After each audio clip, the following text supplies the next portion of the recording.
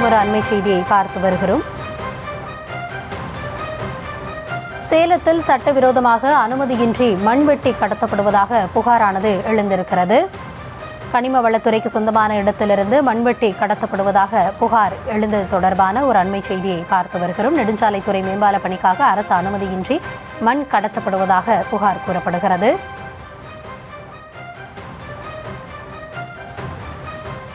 இதுகுறித்த விரிவான விவரங்களுக்காக இணைகிறார் எம்முடைய செய்தியாளர் சிலம்பரசன்.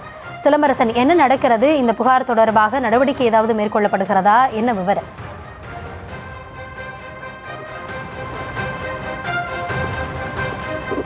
வணக்கம் கௌதமி. சேலம் மாமாங்கம் அருகே உள்ள கனிம வளத்துறைக்கு சொந்தமான மேக்னசைட் பகுதியில் சட்டவிரோதமாக மண் வெட்டி கடத்தப்படுவதாக தகவல் வெளியாகிறது.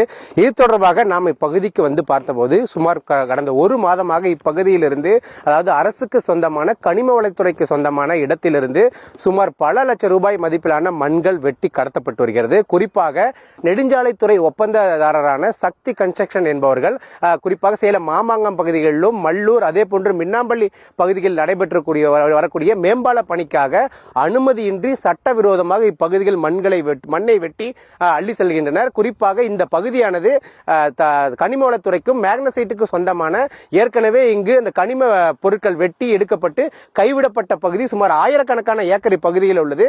இந்த இடங்களில் அரசுக்கு தெரியாமல், குறிப்பாக அரசு அதிகாரிகளிடம் எந்த ஒரு அனுமதியும் வாங்காமல் இந்த பகுதிகளில் ஆயிரக்கணக்கான டன்கள் மண்ணானது வெட்டி கடத்தப்பட்டு வருவதாக நமக்கு கிடைத்த தகவல் அடிப்படையில் நாம் இங்கு வந்து பார்த்தபோது 3 ஹிட்டாச் வாகனங்களில் 10க்கும் மேற்பட்ட பெரிய லாரிகளில் இந்த பகுதியில் மண் அள்ளி வெட்டி கடத்தப்பட்டு வருகிறது. குறிப்பாக கடந்த ஒரு மாதமாக இப்பகுதியில் மண் வெட்டி கடத்தப்பட்டு வருவதால் கனிம வளத்துறைக்கும் தமிழக அரசுக்கும் பல லட்சம் ரூபாய் இழப்பும் ஏற்பட்டுள்ளது.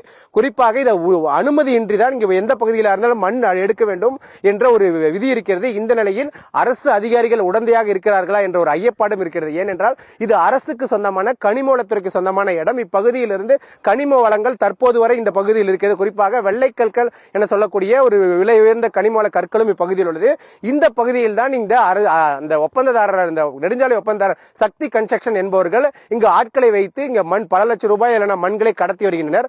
நாம் இந்த பகுதிக்கு வந்த பொழுது சக்தி கன்ஸ்ட்ரக்ஷனை சேர்ந்த நான் சூப்பர்வைசர் என்று ஒரு தெரிவித்துக் கொண்டு தன்னிடம் மிரட்டும் தொழில் நம்மிடம் வந்து பேசினார்.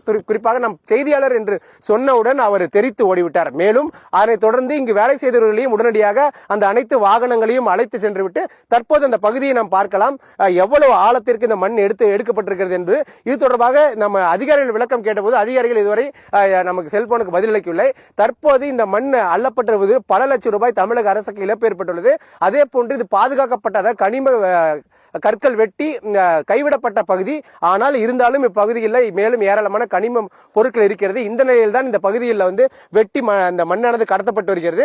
தற்போது நாம் இந்த பகுதிக்கு வந்ததை தொடர்ந்து, நமது கேள்வி கேட்பதை தொடர்ந்து இந்த மண் வெட்டி கடத்தல் நிறுத்தப்பட்டு அனைத்து வாகனங்களுமே சென்று விட்டது. குறிப்பாக பொதுமக்களும் சமூக ஆர்வலர்களும் இந்த பகுதியில் சட்டவிரோதமாக தொடர்ந்து மண் மற்றும் கனிம பொருட்கள் கடத்தப்பட்டு வருகிறது.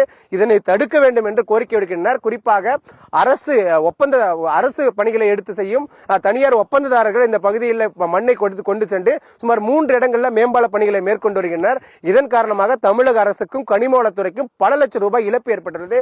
இந்த இழப்பை இந்த தனியார் ஒப்பந்ததாரரிடமிருந்து பெற வேண்டும். அதே போன்று மேற்கொண்டு இது போன்ற செயல்களில் ஈடுபடக்கூடாது என்று இந்த சமூக ஆர்வலர்கள் கோரிக்கை விடுக்கின்றனர்.